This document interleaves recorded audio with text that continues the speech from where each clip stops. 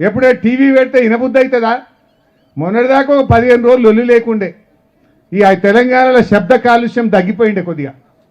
14 రోజులు ఈయన అమెరికా పోయిండు. టీవీలన్నీ ప్రశాంతంగా ఉండే. తెలంగాణలో శబ్ద కాలుష్యం లేదు. మళ్ళీ మోపైంది నిర్ణయాల వచ్చింది. మళ్ళంతా తొండి మాటలు, ఒర్రుడు, ఆగమాగం. ఒక్కటన్నా చక్కటి మాట ఉన్నదా? పెళ్ళా మొగుడు ఫోన్లలో మాట్లాడుకుంటే కూడా ఫోన్లు విన్నారా? ఇంత సిగ్గు తప్పినోడు ఎవడన్నా ఉంటాడా? వాళ్ళ బతుకు చెడా. పెళ్ళ మొగుడు మాట్లాడుకుంటే కూడా జోలి ఇంట ఆడా ఎవడన్నా? జడ్జిలను వదలలే, జర్నలిస్టులను వదలలే, ప్రతిపక్ష నాయకులను వదలలే, పెళ్ళ మొగుడు జోలి వదలలే. సినిమా తారాలు మాట్లాడుకుంటుంటే వాళ్ళను కూడా వదలలే.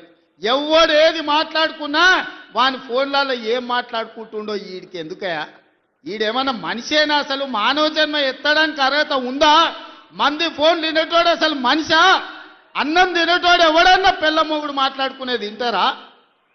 అట్లాంటి సన్నాసులకు మన పోలీసు వాళ్ళు నోటీస్ ఇచ్చారు.